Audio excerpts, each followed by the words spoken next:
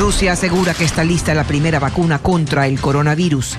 La comunidad internacional toma el anuncio con cautela, mientras la Organización Mundial de la Salud afirma que es necesario superar todas las fases de prueba.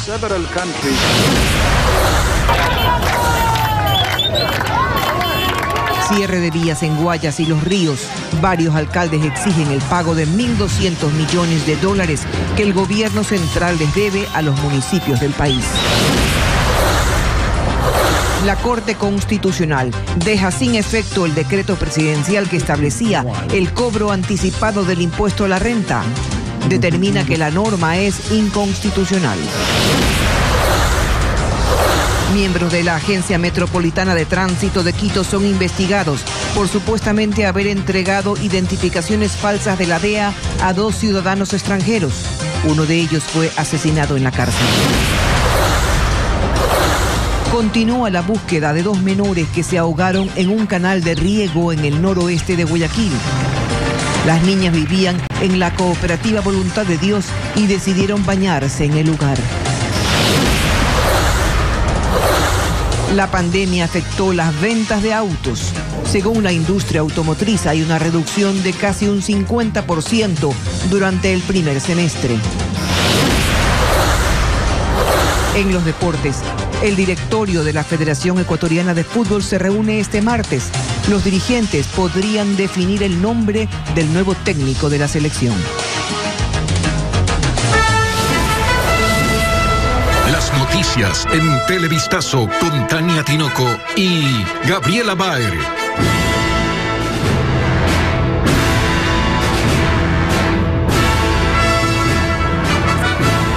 Amigos, buenas tardes. Un gusto acompañarlos nuevamente luego del feriado. Bienvenidos a Televistazo. El presidente de Rusia, Vladimir Putin, anunció esta mañana que ha registrado la primera vacuna efectiva contra el coronavirus. Tania, hola. ¿Qué tal, Gaby? Amigos televidentes, a pesar del escepticismo internacional, Rusia asegura que desde mañana será administrada a decenas de miles de voluntarios y que a partir de octubre se podrá disponer de esta vacuna a gran escala. El Instituto Ruso Gamaleya para Investigaciones de Epidemiología y Microbiología ha estado a cargo del desarrollo de la vacuna contra el coronavirus en ese país. Los primeros ensayos clínicos en humanos se hicieron recién a mediados de junio con un grupo de voluntarios, principalmente miembros del ejército, pero también algunos civiles. Y ahora, 2 meses después, el anuncio oficial. Hasta donde sé, la primera vacuna del mundo contra el coronavirus ha sido aprobada esta mañana, dijo el presidente Vladimir Putin, quien además contó que una de sus hijas fue sometida a las pruebas. Ha recibido las 2 dosis del producto y ha desarrollado gran cantidad de anticuerpos, manifestó. El Fondo Ruso de Inversión Directa, involucrado también en la producción de la vacuna, la ha bautizado como Sputnik V, en homenaje al primer satélite artificial soviético puesto en órbita en los inicios de la carrera espacial. Sobre la vacuna y los pasos siguientes, el director del fondo ruso manifiesta: la fase 3 arrancará mañana y la lanzaremos también este mes en Emiratos Árabes Unidos, Arabia Saudita y Filipinas. Esperamos que decenas de miles de personas participen en forma voluntaria. Las personas fuera de los ensayos clínicos tendrán acceso a la vacuna en agosto y algunos ya a gran escala en octubre. La producción industrial en Rusia arrancaría en septiembre, pero adelantó que la fórmula podría ser fabricada también en plantas de Cuba y Brasil. A nivel internacional, sin embargo, hay recelo sobre este anuncio, y es que Rusia no ha publicado estudios o datos científicos sobre las pruebas realizadas. El vocero de la Organización Mundial de la Salud dijo hoy: estamos en estrecho contacto con las autoridades sanitarias rusas y las discusiones están en curso con respecto a la posible precalificación de la vacuna por parte de la OMS, pero la precalificación de cualquier vacuna incluye la revisión y evaluación rigurosa de todos los datos requeridos de seguridad y eficacia. Es por eso que expertos han alertado sobre el riesgo de aprobar una vacuna antes de tiempo, es decir, sin que haya pasado con éxito la tercera fase de pruebas. Quito lidera los contagios de coronavirus en el país. Las unidades de cuidados intensivos siguen llenas, sin embargo hay una disminución en las hospitalizaciones.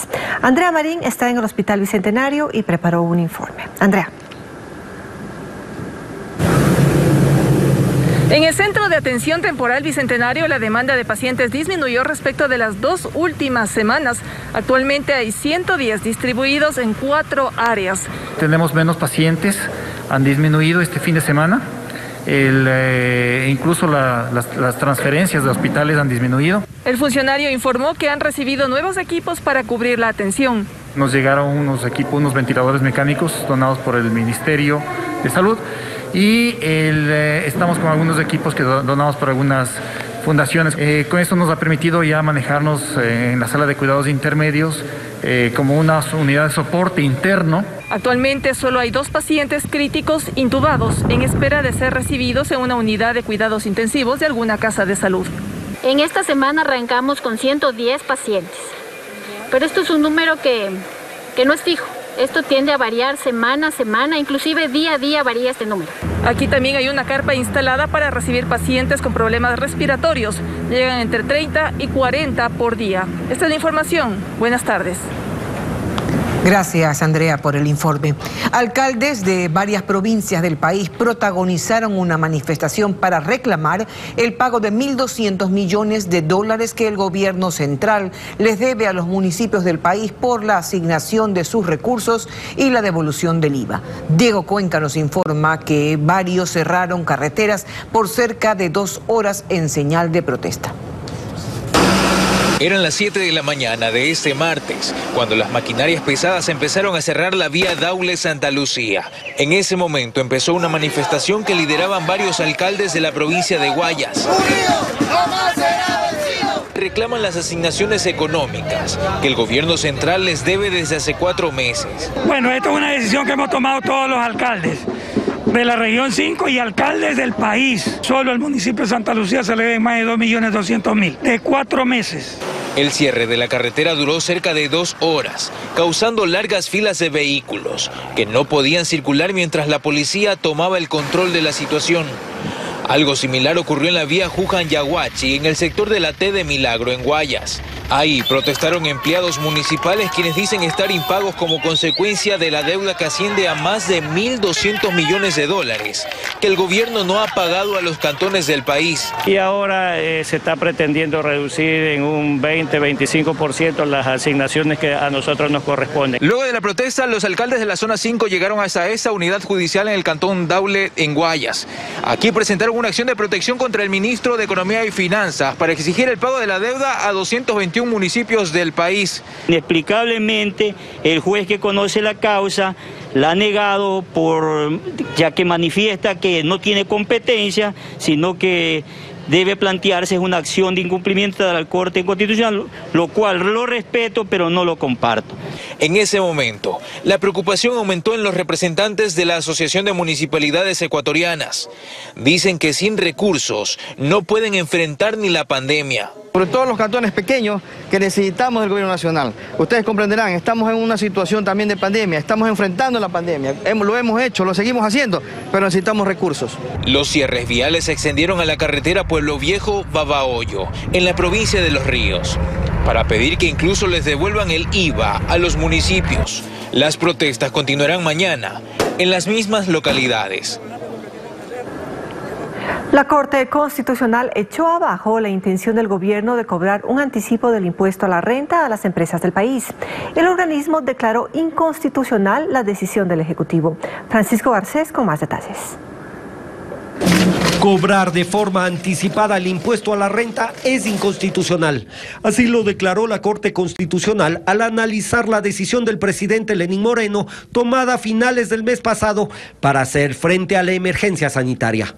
5 de los jueces argumentaron que en la decisión presidencial no se justificó que el dinero recaudado vaya a destinarse exclusivamente a los gastos generados por la pandemia. Pero 4 de los jueces constitucionales no estuvieron de acuerdo. En su voto salvado, explican que la Constitución establece que el cobro anticipado de impuestos es una de las atribuciones específicas del primer mandatario. En vista de que muchas empresas ya habrían pagado el anticipo, la Corte resolvió que los sujetos pasivos de la medida podrán solicitar la devolución del monto pagado. También podrán usar ese valor como crédito tributario o acreditarlo como un anticipo voluntario. Los primeros en reaccionar ante la decisión de la Corte fueron los gremios empresariales. Positivo el fallo de la Corte Constitucional, ya que no permite que el gobierno, por medio del decreto, eleve impuestos al sector productivo. El país no puede seguir con cambios constantes en la normativa que le restan liquidez al sector productivo. Alarcón resaltó también el trabajo que realiza la Corte Constitucional. Vemos sobre todo que existe la independencia de las instituciones de control en el Estado. Algo bueno para el país, se promueve la seguridad jurídica. Hasta el cierre de este reportaje, el gobierno no emitió un pronunciamiento, pero anunció que se lo hará público en las próximas horas. Ahora, con la decisión de la Corte, el régimen no podrá contar con cerca de 280 millones de dólares que tenía previsto recaudar como anticipo del impuesto a la renta, que debían pagar 1.118 empresas que en el 2019 declararon ingresos por al menos 5 millones de dólares. Otro de los sectores afectados por la crisis económica generada por la pandemia es el automotor. Según la Asociación de Empresas Automotrices del Ecuador, la venta y facturación de vehículos se redujo a casi la mitad en el primer semestre de este año. Juan Carlos Aisprúa con los datos. La situación de los importadores de vehículos es compleja. La recesión económica también los ha golpeado y las cifras lo demuestran. De enero a julio de 2019 se vendieron más de 76.600 unidades, mientras que en el mismo periodo de este año, con la llegada de la pandemia, las ventas bajaron a 40.700 unidades, lo que representa una disminución del 47%, casi la mitad en este primer semestre. La parte de venta de camiones no ha sido tan afectada, obviamente, porque la parte productiva del país continúa y el sector como tal de camiones no se afectó tanto. La parte de vehículos livianos es la más afectada. La parte de talleres y servicios también tiene su afectación. La Asociación de Empresas Automotrices del Ecuador indicó que esa reducción en la venta afectó a la facturación. En el primer semestre de 2019 fue de 5.070 millones de dólares, mientras que en este año cayó a 2.620 millones. La facturación de vehículos, de fabricación de vehículos automotores y de fabricación de carrocerías para vehículos automotores fue la que tuvo una mayor contracción durante estos 6 primeros meses. Por ello, el sector hace varios pedidos. Por ejemplo, una disminución de impuestos para reactivar e incentivar la compra de vehículos. Además, la industria prepara una feria virtual desde este jueves 13 de agosto, en la que participarán al menos 80 marcas de vehículos, motos, seguros, llantas y autopartes. Este desafío y este objetivo en particular está a tono con las nuevas circunstancias que lo ha develado también la emergencia sanitaria que estamos atravesando. En lo que va del año en este sector, unas 18.000 personas han perdido sus empleos. La avioneta abandonada en una plantación de caña de azúcar habría viajado desde México directo a Ecuador, según la investigación de la policía. Su interior fue modificado para duplicar sus horas de vuelo. William Young con la actualización de este caso. 24 horas después del hallazgo, la investigación policial revela más datos de esta avioneta. Además de que su matrícula era falsa, se confirmó la ruta. Habría volado desde México hasta Ecuador, utilizando este camino irregular dentro de un ingenio azucarero para que allí aterrice de forma clandestina, dejando dinero o armamento para organizaciones criminales. El jefe zonal de policía, Galo Pérez, mencionó otros detalles. Vemos dispositivos luminosos, en este caso tipo LED, que guiaron su aterrizaje. Encontramos también bidones, canecas de combustible que estaban en una zanja muy cerca de donde aterrizó. Es una avioneta tipo Cessna, de unos 12 metros de longitud. Tiene una capacidad de carga de media tonelada y una autonomía de vuelo de 7 horas. Sin embargo, los narcos modificaron esta aeronave para ampliar sus horas de vuelo continuo usando estas mangueras que cuelgan en la cabina del piloto. Mediante un dispositivo de bombas, absorben la gasolina de las canecas a bordo directamente a los depósitos de combustible en las alas. Así pueden viajar hasta 15 horas. Es decir, no necesitaba aterrizar la avioneta en este caso, sino que le daba mucho más autonomía de vuelo, ¿no? Obviamente está relacionado con actividades del narcotráfico. Al aterrizar en este camino irregular, se dañó parte de su estructura, por lo que no pudo despegar de regreso a México, y su tripulación decidió abandonarla, prendiéndole fuego y llevándose todo lo que transportaba. Este caso es investigado por la Fiscalía y hasta ahora no hay detenidos.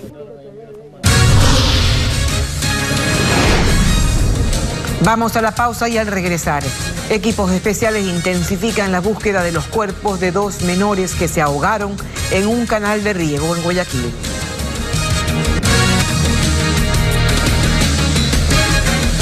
En Guayaquil, equipos de rescate buscan a las 2 menores de edad que se ahogaron en un canal de riego en el sector de Monte Sinaí. La búsqueda se ha extendido hasta la zona de Chongón, como nos cuenta María Gabriela Carpio. Llevan más de 24 horas inmersos en el dolor y la angustia. Son familiares de las 2 menores de 10 y 14 años que desaparecieron mientras jugaban en una de las orillas de este canal, ubicado en la cooperativa Voluntad de Dios, en el noroeste de Guayaquil. Mencionan que desde el mediodía del lunes han hecho de todo para localizarlas. Cuando yo llegué, ya sorpresa que su hija se está ahogando. Ya, entonces él, que es mi esposo, él vino hasta acá a tratar de salvarla, pero ya no las encontró. El mayor de la policía, Freddy Toapanta, explica que sí se tomaron acciones de inmediato. Pero se ha coordinado con las autoridades, con las administraciones que tiene el canal para que nos ayuden de alguna manera en las diferentes compuertas, con personal especializado para realizar las búsquedas en esos puntos. Confirmó que se han activado 4 buzos y unidades de rescate para buscar a las menores a lo largo de los varios tramos que comprende el canal. Esta mañana las labores se retomaron sobre todo en el sector de Chongón, donde los equipos especializados esperan que la búsqueda arroje resultados en las próximas horas. Haciendo una búsqueda igual acuática hasta lograr encontrar el objetivo, que son las personas, ya que el cuerpo a las 24 horas por lo general ya empieza a flotar. Tiempo que para estas familias se vuelve eterno. Una cría de ballena jorobada se varó en una zona rural de Manta. A los habitantes les preocupa que la especie haya sido golpeada por alguna embarcación. Se trató de un vallenato de aproximadamente 5 metros de largo. Fue encontrado al amanecer de este martes en la playa Santa Marianita, zona rural de Manta, en la provincia de Manabí. Tras una inspección de personal del Ministerio del Ambiente, maquinaria municipal enterró los restos del animal a 3 metros de profundidad. Las autoridades esperan resultados técnicos para determinar las causas de la muerte. Nos dice el técnico que no se le encuentra posibles causas de ser algo que ha perdido sobre el tema de profundidad, alguna anomalía, entonces ha acudido hasta las orillas, en el cual ya la encontramos totalmente ya muerta. Sin embargo, los residentes del balneario sospechan que el vallenato fue golpeado en el mar. El animal estuvo golpeado y efectivamente están las fotografías. El animal estaba golpeado, por esa razón es que tuvo las vísceras en la parte de su boca. Por alguna embarcación, y de luego que se ha sido golpeada, pues la ola ahorita está un poquito, las corrientes para el norte. No es la primera ballena jorobada que se vara en Manta durante este 2020. Es la segunda ballena, lamentablemente, pero bueno, ya estaba muerta. No se pudo hacer nada, absolutamente nada. Cada año, entre junio y septiembre, las ballenas de esta especie llegan a las costas del país para aparearse.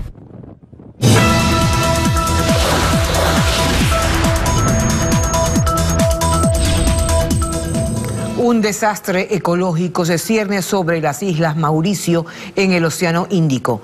Un derrame de 1000 toneladas de petróleo de un buque japonés mantienen en alerta al gobierno local, pues amenaza a uno de los arrecifes más hermosos del planeta. Iliana Suárez nos cuenta. Un buque comercial japonés que viajaba con 4000 toneladas de diésel y crudo encalló en un arrecife de las Islas Mauricio hace 2 semanas, pero fue el jueves pasado cuando el gobierno local detectó una grieta que estaba derramando la carga de petróleo en el mar. Ahora, una amplia marea de crudo tiñe las cristalinas aguas de esta región. Las Islas Mauricio es una nación insular en el Océano Índico, ubicada frente al continente africano, un sitio conocido por sus playas paradisíacas y además porque aquí se encuentran los arrecifes de coral más bellos del mundo, que ahora son afectados por este desastre ambiental. A esto se suma el peligro de que el buque podría partirse en dos por la fuerza de las olas. Por eso el gobierno de las islas ha solicitado ayuda a otros países con personal militar para construir barreras de contención y frenar los efectos del derrame.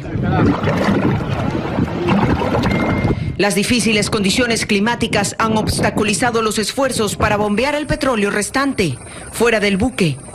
Este es uno de los peores desastres en la historia de las Islas Mauricio. Expertos creen que se necesitarán 10 años para que este ecosistema se recupere. Además, en este lugar, cientos de familias viven de la pesca y el turismo, sectores que ya estaban muy afectados por la pandemia del coronavirus. Una tormenta con vientos de 160 kilómetros por hora causó estragos en varios estados del centro norte de Estados Unidos. El fenómeno avanzó por Nebraska, Iowa y partes de Wisconsin e Illinois, causó cuantiosos daños y dejó a cientos de miles sin electricidad.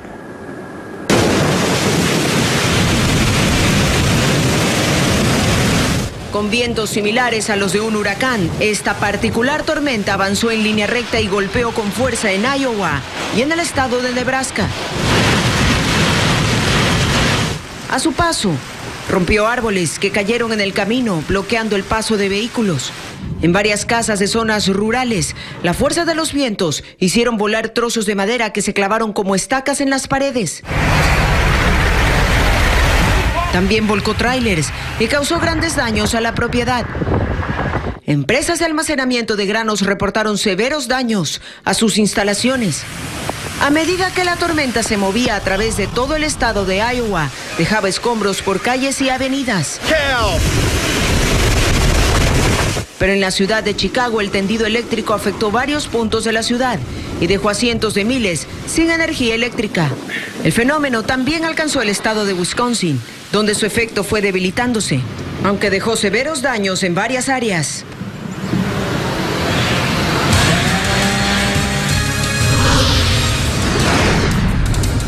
Más adelante en Televistazo, 2 agentes metropolitanos de tránsito de Quito estarían involucrados en la entrega de documentos falsificados para los 2 extranjeros investigados por la venta ilegal de insumos médicos.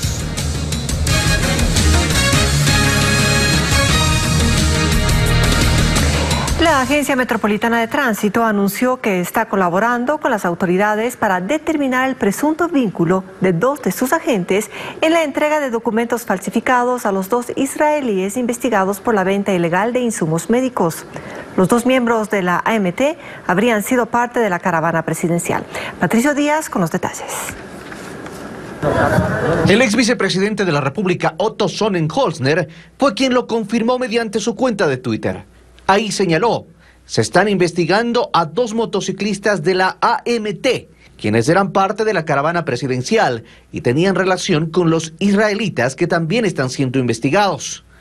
Es que las indagaciones de las autoridades por la venta irregular de insumos médicos llevó a la detención de 2 ciudadanos israelíes, uno de los cuales fue asesinado en la penitenciaría de Guayaquil el pasado sábado. Según sus versiones iniciales, habrían recibido seguridad y documentos falsos de la DEA de estos 2 miembros de la Agencia Metropolitana de Tránsito. La entidad emitió un comunicado en el que sobre el caso informa que se encuentra colaborando con las autoridades respectivas para el esclarecimiento de los hechos, respetando el debido proceso. Según el israelí que permanece detenido, los agentes los habrían acompañado en la entrega de los insumos en Quito y se les habría hecho varias transferencias cercanas a $8.000. El ex vicepresidente reiteró que no tiene ningún tipo de relación con estos funcionarios y pidió que estos actos delictivos no queden en la impunidad. La Fiscalía ingresó en el programa de protección de víctimas y testigos a Sheyman Oren, el australiano herido dentro de la penitenciaría del Litoral el último fin de semana, luego que su compañero, el israelí Shai Dahan, fuera asesinado. El extranjero es pieza clave en las investigaciones por la venta de insumos médicos a hospitales del IES, en donde también es vinculado Jacobo Bucaram Puley. Bajo resguardo policial permanece en el Hospital Guayaquil, en el suburbio de la ciudad, Sheyman Oren, el australiano que sobrevivió al ataque recibido dentro de la penitenciaría del Litoral el fin de semana. En el hecho falleció su compañero de celda, Shai Dahan, ambos investigados por la venta de insumos médicos durante la pandemia y que en sus versiones vinculan a Jacobo Bucaram Puley. Tras la agresión, la Fiscalía a través de un documento notificó que la persona solicitante a protección, PPL Sheyman Oren, ha sido ingresado mediante resolución al Sistema de Protección y Asistencia a Víctimas, Testigos y otros participantes en el proceso penal. Por lo que la mañana de este martes, una delegación de la Fiscalía llegó a la Casa de Salud y se reunió con el extranjero para informarle sobre cuál será el procedimiento. Gabriel Vanegas, abogado del australiano, estuvo presente. Nosotros estamos sosteniendo que en el momento en que el señor Sheyman Oren pise cualquier centro carcelario de este país, su cabeza ya tiene un precio. Además explicó que según la versión de Sheyman Oren, él y su compañero recibieron varias amenazas, incluso por parte de guías penitenciarios y de algunos funcionarios administrativos, por lo que la Fiscalía debe verificar, incluso si existen audios en los que se busca amedrentarlos. El contenido de estos audios, no únicamente en lo que se escucha, sino también el metalenguaje. ¿Qué es eso de mis amistades te mandan saludos? En lenguaje carcelario. Eso es algo que un perito especializado deberá determinar. Para hoy estaba previsto que la Fiscalía además tome versión sobre los cargos de enriquecimiento privado no justificado. Sin embargo, la diligencia fue suspendida. Se espera que en los próximos días la Fiscalía traslade al extranjero a una casa de seguridad, como parte del programa de víctimas y testigos.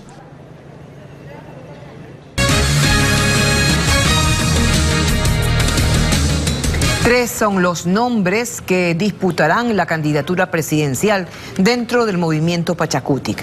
A la figura de Yacu Pérez se suman Leonidas Issa y Jaime Vargas. Dentro de la organización se considera que, aunque no se logró definir un candidato de consenso, eso no significa que no exista división, que no exista una división, y confían en que una vez que hayan terminado las primarias, cualquier discrepancia quedará atrás.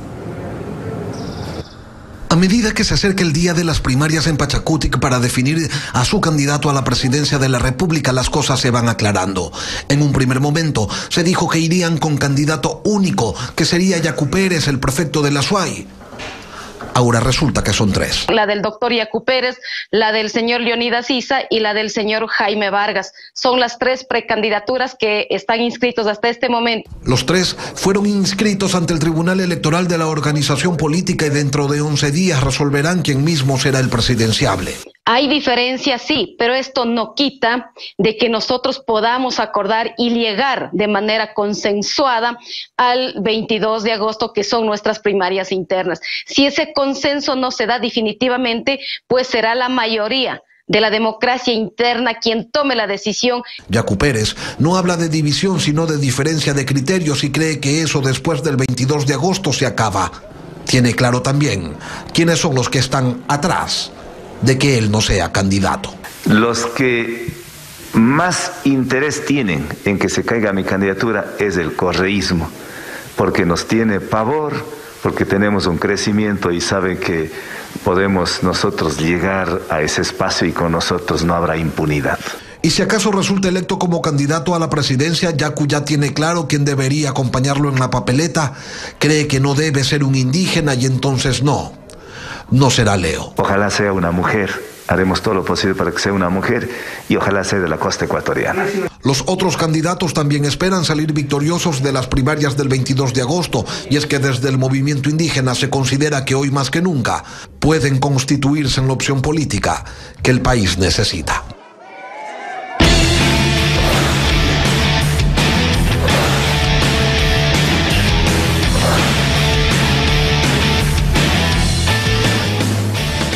Amigos, buenas tardes, bienvenidos a los deportes. El directorio de la Federación Ecuatoriana de Fútbol se reúne esta tarde para analizar sobre la contratación del nuevo estratega de la selección nacional.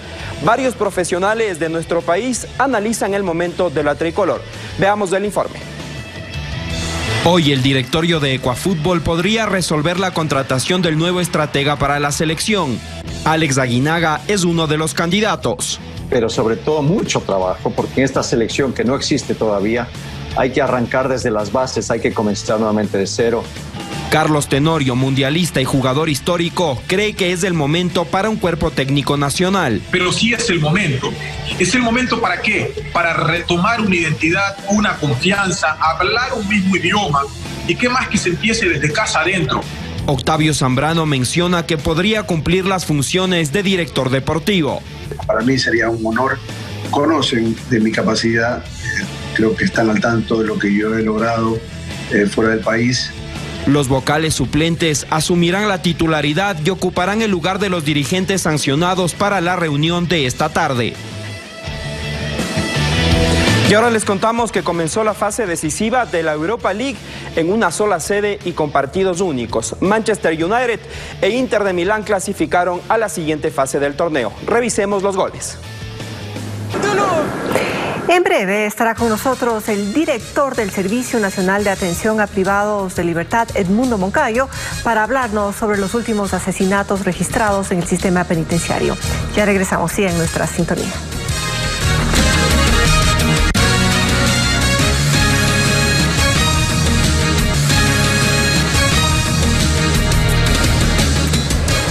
Continuamos con más. El expresidente Abdalá Bucaram Ortiz reconoció públicamente que conversó con el ciudadano israelí asesinado en la penitenciaría durante el fin de semana. El audio de esa conversación fue filtrado en redes sociales y en él se escucha a Bucaram decir, entre otras cosas, que va a ayudarlo a salir de la cárcel porque tiene influencia en el tribunal. No hubo ni siquiera necesidad de preguntárselo. De hecho, la rueda de prensa fue citada para eso, para hablar de los audios en los que se lo escucha conversar con el ciudadano israelí Shai Dahan. Donde esa era una etapa de nuestra defensa técnica por parte de nuestros abogados, el grabar la conversación con el señor. El mismo israelí que había confesado vendió insumos médicos a Jacobo, el hijo mayor del expresidente. Una simple compraventa. No es ningún delito, todo el mundo vende aquí, vaya ahorita y compre naranja, ¿cuál es el crimen? Y el mismo israelí que el fin de semana fue asesinado en la cárcel. Mañana van a inventar a cualquier sicario y decir, yo fui, me mandaron a Bucaram. Esa historia no la he conocido en mi vida. Aquí hay muchas hipótesis. Lo cierto es que la familia Bucaram jamás en la vida ha tenido un muerto en este país. ¿Que cómo se entabló ese contacto? La verdad es que no recuerdo cómo se dieron los hechos, pero es indudable que él tenía que tener un teléfono. ¿Cómo tenía un teléfono él? ¿Cómo él podía tener un teléfono en la cárcel? En los audios se escucha a Bucaram hacer gala de su influencia en un tribunal judicial. Pero ese tribunal nosotros lo podemos manejar. Con el Consejo de la Judicatura nosotros lo manejamos. Ella es nuestra persona dentro del Consejo de la Judicatura de Santa Elena. Te voy a poner un abogado y para darle fuerza le digo, yo tengo influencias. Obviamente era una defensa técnica mía para que el chico confíe. Porque el chico ya no confiaba en su abogado. Me decía, ellos solo me hacen hablar de Bucaram. Nuevamente habló de una persecución política contra él y contra su familia, y que Jacobo y sus otros hijos se van a presentar ante la justicia para dar sus declaraciones, solo cuando las órdenes de prisión que pesan sobre ellos sean levantadas. ¿Qué pasa en las prisiones del Ecuador? Es lo que muchos nos preguntamos con asombro y horror. En la madrugada del sábado, en la penitenciaría del Litoral, se dio muerte a un prisionero extranjero con golpes en su cabeza. Su compañero de celda quedó herido. 5 días atrás, en la misma prisión, 11 reos resultaron muertos, otros 15 heridos, además de 4 policías también heridos.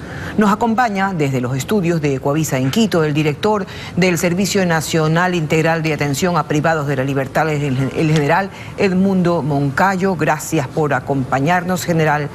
12 muertos, 20 heridos en 5 días en la misma prisión. Estaban condenados a la cárcel, no estaban condenados a muerte. El Estado está obligado a garantizar su vida y su dignidad. ¿Qué es lo que está pasando? Buenas tardes, Tania. Buenas tardes, público televidente de Coavisa. En los procesos del sistema penitenciario manejamos 2 áreas. La una que tiene que ver con la seguridad y la otra que tiene que ver con la rehabilitación social en sí de cada una de estas personas privadas de la libertad. Lamentablemente tenemos que vernos frente a conductas psicópatas que están alteradas en su parte psicológica y no quieren fortalecer sus principios como lo hacen el otro grupo de personas privadas de la libertad. El otro grupo que sí quiere rehabilitarse, el otro grupo que sí quiere llegar a mejores condiciones, a una reinserción social. De ellos tenemos un 50% casi de personas privadas de la libertad que estudian, 8.000 personas que hacen el eje y trabajan en el eje laboral. Tenemos 5.600 personas que se busca que generen producción dentro de los centros de privación de libertad. Usted me dice, general, entonces, que de los 40.000 casi que hay privados de la libertad, 20.000 están acogidos al sistema de rehabilitación y otros 20.000 no, pero evidentemente hay algo que está fallando y gravemente. ¿Cómo entraron las armas? ¿Cómo entran las drogas? ¿Cómo hay estas bandas que están controlando las prisiones? Buscamos fortalecer esa clase de procesos con capacitación, con educación. Hemos manifestado que es necesario fortalecer a los agentes de seguridad penitenciaria. Ya dimos un primer paso, los profesionalizamos. Es necesario hoy continuar con esa educación y con ese recurso seguir trabajando. Hemos pedido que es necesario incrementar el talento humano para que este talento humano en una formación fuerte, con valores y con una estructura que nos ayuden a conseguir general, que después cuando tengamos los problemas, cuando tengamos los sistemas tecnológicos y de infraestructura en los cuales también establecemos, pueda dar el fruto que nosotros tenemos. Recuerde, Tania, esto es un problema... Pero ¿cuántas personas más, general, tienen que morir para que este proceso dé frutos? Esto no es la primera vez que ocurre. Parecería que en las prisiones la vida no vale nada. Hay un diálogo viralizado en redes sociales entre el reo asesinado Shahid Dahan y el expresidente Abdalá Bucaram. El primero deja en claro que lo querían matar. ¿Por qué no se ordenó, por ejemplo, cambiarlo de prisión, como dicen los protocolos internacionales? Tratamos de fortalecer esos procesos de seguridad. Tratamos de garantizar puntualmente en mejores condiciones el cumplimiento de las penas de los privados de la libertad. Se ha trabajado mucho en infraestructura, se han adecuado más de 1.000 espacios para que el hacinamiento, que hoy ha bajado casi el 11%, sea fundamental y nos permita seguir laborando y nos permita seguir ajustando estas estructuras que todavía tenemos en los centros de privación de la libertad, que hemos procedido a reclasificarles para que estas acciones no se den. Pero, bueno, usted me dice, para que estas acciones no se den, se conocía que estos dos extranjeros estaban amenazados de muerte. En una declaración anticipada ante la Fiscalía, uno de ellos reconoce que había hecho una advertencia, incluso al director de la prisión. A todas estas, ¿estaba presente el director de la prisión cuando se dan estas muertes? El director de la prisión se encontraba desde el 15 de julio con un descanso por un problema de cáncer que tuvo que ser operado en el hospital Teodoro Maldonado Carbo. Se encontraba en estos momentos una persona que cumplía las veces de manera accidental. ¿Y está siendo investigada esta persona en estos momentos? Todos los procesos investigatorios, desde el primer momento que se suscitó la novedad, tanto en un caso como en el otro, y en todos los casos que pasan en los centros de privación de la libertad, Fiscalía, Criminalística, tienen, como no puede ser de otra manera, las acciones pertinentes para que puedan ingresar, General levantar Moncayo, los requisitos pertinentes. ¿Quiénes mandan en las prisiones? ¿Son los choneros los que mandan? Quienes mandan en las prisiones es el sistema penitenciario, quienes procedemos a dar las políticas, los protocolos y los lineamientos es el Sistema Nacional de Atención a Personas Privadas de la Libertad. Sin embargo, ¿en algún momento no sabremos quiénes son los responsables de las últimas muertes? Ese proceso, como usted conoce, se encuentra en manos de la Fiscalía. Yo no quisiera pronunciarme hasta que existan las personas responsables y que tenga por seguro que si son agentes de seguridad penitenciaria o si son agentes administrativos que trabajan con nosotros, hay una declaración, serán transparentados las conductas de ellos. Hay una declaración anticipada. hay una declaración anticipada de quien compartía la celda con el reo que murió. En esta declaración anticipada ante la Fiscalía, él dice que cuando los estaban agrediendo, él vio un uniforme y luego dice supuestamente que el mismo, aparentemente, guía penitenciario lo amenazó cuando iba al hospital. ¿Ya usted identificaron quiénes son estos guías? Hemos trabajado y tenemos los registros pertinentes para identificar cada una de las acciones, pero mientras Fiscalía no se pronuncie sobre la base de las investigaciones que se hacen, yo quisiera mantenerme al tanto y a la espera de lo que se puede hacer. Pero tengan la seguridad que estamos transparentando todos los procesos de los agentes de seguridad penitenciaria y queremos nosotros que ese cuerpo de seguridad tenga un crecimiento sostenido sobre la base de lo que le decía anteriormente, valores éticos y morales que nos permitan fortalecer los temas de seguridad penitenciaria y los temas de rehabilitación, que nos permitan tener a mejores personas cuando los privados de la libertad puedan salir de sus centros de rehabilitación. Una última pregunta, ¿quién responde por la vida de los que están en prisión? Una vez más, están condenados a la cárcel, no a muerte.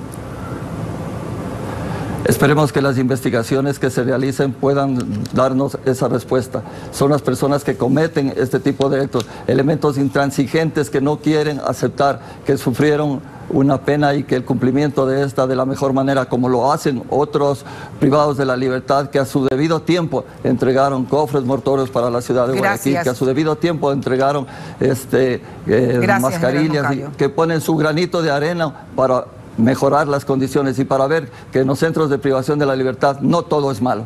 Gracias, General Moncayo, por su presencia y de esta forma también concluimos el noticiero de hoy. Gaby. Muchas gracias a usted. Gaby. Así es, Tania, estamos despidiendo. A las 19 horas regresa la información para ustedes. Muchas gracias por su atención.